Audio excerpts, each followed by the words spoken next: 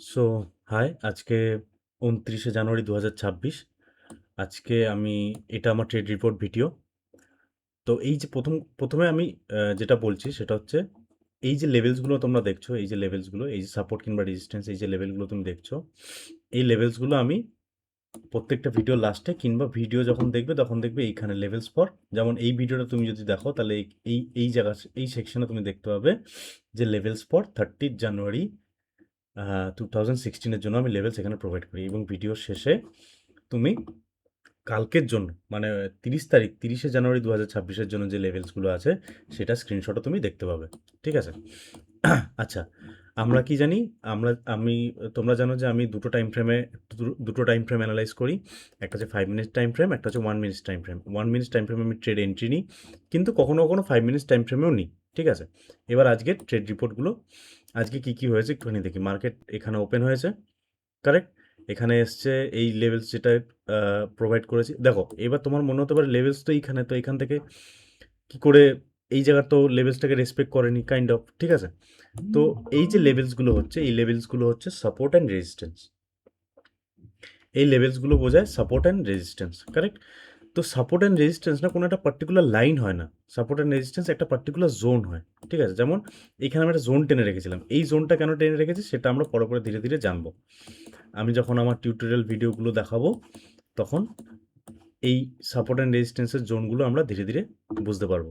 যদি তুমি এখানে একটুখানি বলেই দিই, যদি তুমি এখানে 5 মিনিটস টাইম ফ্রেমে দেখো, এই যে প্রথম কথা তো এই লেভেলস টানা আমি পরে শেখাবো তোমাদের। প্রথমে তো আমার লেভেলসের রুলস অনুযায়ী আমি লেভেলস টেনেছি। তারপরে আমি এখানে দেখতে পেয়েছি যে এই যে রিজেকশন জোনটা, এই যে জোনটা দেখতে পাচ্ছ, এই জোনটা কত স্ট্রং জোন, কত স্ট্রং সাপোর্ট। এই যে এই জায়গাটুকু মার্ক করেছি, এই জায়গাটুকু মার্ক করেছি, দেখেছো? তাহলে এখানে আমি কি সেন্সে মার্ক করেছি? এখানে আমি এই যে এই ক্যান্ডেলটা মার্ক করেছি, এখানে আমি কি সেন্সে মার্ক করেছি? এখানে আমি মার্ক করেছি এই কারণে, প্রথম কথা এই যে ক্যান্ডেলটা দেখছো না, এই ক্যান্ডেলটা হচ্ছে ইমব্যালেন্স। মানে এখানে না বিয়ার জিতেছে না বুল জিতেছে, কারেক্ট? ইমব্যালেন্স। ঠিক আছে? মানে দুজনের সমানভাবে প্রেশার দিচ্ছে, তারপরে এখান থেকে মার্কেট উঠেছে আর বারবার এখান থেকে রিজেকশন হয়েছে।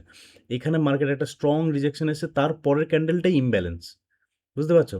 তুমি যদি আমার টিউটোরিয়াল ভিডিওগুলো দেখো সেখানে আমি বারবার বলেছি যে যেগুলো পিন বার ক্যান্ডেল, এগুলোকে আমি পিন বার ক্যান্ডেলই বলি ডাইরেক্ট।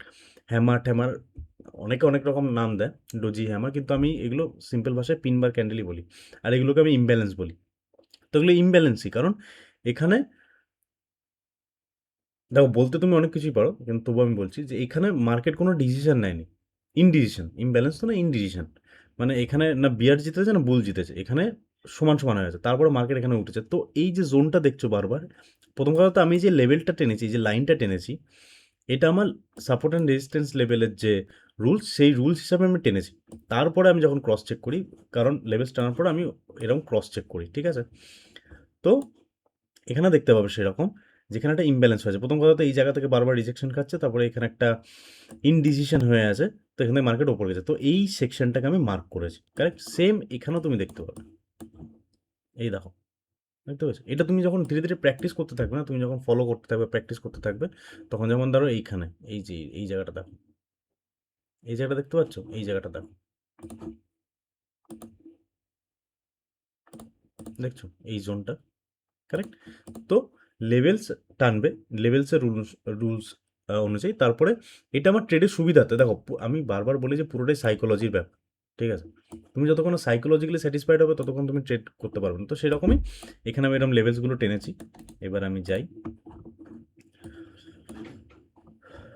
তো 5 মিনিটস টাইম ফ্রেমে দেখো প্রপার আমার সাপোর্ট অ্যান্ড রেজিস্ট্যান্স যে লেভেলগুলো ছিল সেগুলোকে রেসপেক্ট করেছে, এখান থেকে মার্কেট হয়েছে। এখানে একটা ডাব্লু প্যাটার্ন আছে, কিন্তু আমার আমি যে সেটআপে ট্রেড নিই সে সেটআপে এখানে তৈরি হয়নি। দেখো এখানে কি সেটআপ হয়ে আছে, আজকে অনেক ভালো ভালো সেটআপ আছে। প্রথম কথা, আমি